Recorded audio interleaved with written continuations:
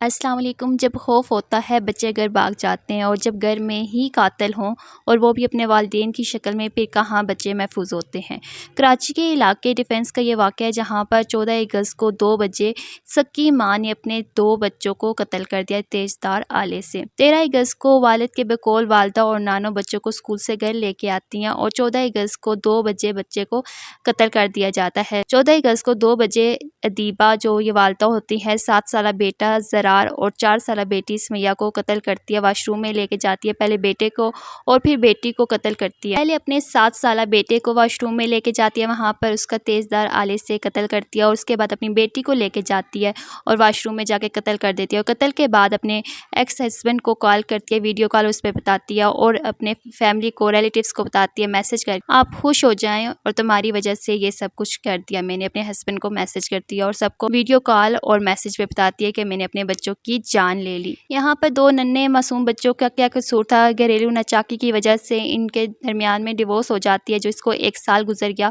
अदालत ने बच्चों की परवरिश का ज़िम्मा वालिद को दिया और कभी ना कभी जो होता है छुट्टियों के लिए ये अपनी वालदा के पास भी आते रहते थे बच्चे गुजारने के लिए। अभी भी यहाँ पर अपनी वालदा के पास एक रात रहने के लिए आए थे और वालदा ने यूँ ज़िबा कर दिया, उनकी गर्दनें काट दी। अब ये कहा जा रहा है कि अदीबा जो है ये ज़हनी मरीज़ा थी, मेंटली इलनेस की वजह से इसने ये सब कुछ किया। अगर ये मेंटली नॉर्मल नहीं थी तो बच्चे इसके पास क्यों छोड़े गए, उन बच्चों का क्या कसूर था। यहाँ पे इन्वेस्टिगेशन होनी चाहिए, जो बच्चों का वालिद है उससे भी और जो वालदा है उन दोनों को बराबर के शरीक हैं इस कत्ल में। इन 2 बच्चे नन्हे मासूम बच्चों का कत्ल किया। कत्ल तो आखिरकार कत्ल ही होता है, चाहे वो जिस भी उसमें हो। और ये कैसी एक माँ है जिसने एक छोर से बदला लेने के लिए उसने ये सब कुछ कर लिया और कहते हैं कि अभी वो मेंटली डिसेबल था, ये डिप्रेशन की शिकार थी, लेकिन जो भी था, लेकिन अपने बच्चों को क्यों ज़िबा किया, उसने किसी को दे देती। तो इस तरह बेदर्दी के साथ उनका कत्ल करना, और सब अब ये कह रहे हैं कि वो एक नॉर्मल नहीं थी, उसके वो ज़हनी मरीज़ा थी और उसका ट्रीटमेंट भी जारी था।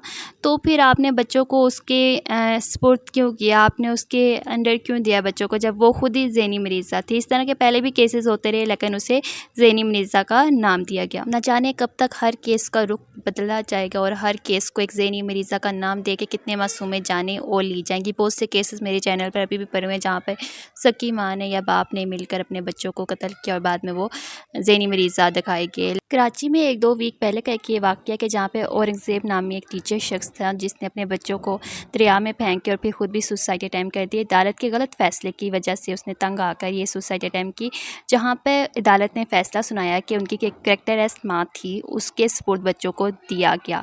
जब वालदा ही कैरेक्टरलेस है तो वो कैसे अपने बच्चों की परवरिश करेगी, इस बात को लेकर और उसने सुसाइड कर लिया। और यहाँ पर भी 2 जानें, मासूम जानें एक घरेलू नाचाकी की वजह से ज़ाया हो गई, गलत फ़ैसले की वजह से ज़ाया हो गई। जब वालदा का कैरेक्टर ही नहीं सही तो वो अपने बच्चों की परवरिश कैसे करेगी। कोई भी इज़्ज़तदार जो शख्स है वो कभी भी नहीं चाहेगा कि जो बच्चे हैं उसका जो है परवरिश गलत हो। तो अदालत को इस चीज़ को देख के फ़ैसला सुनाना चाहिए, हर जगह माँ सही नहीं होती।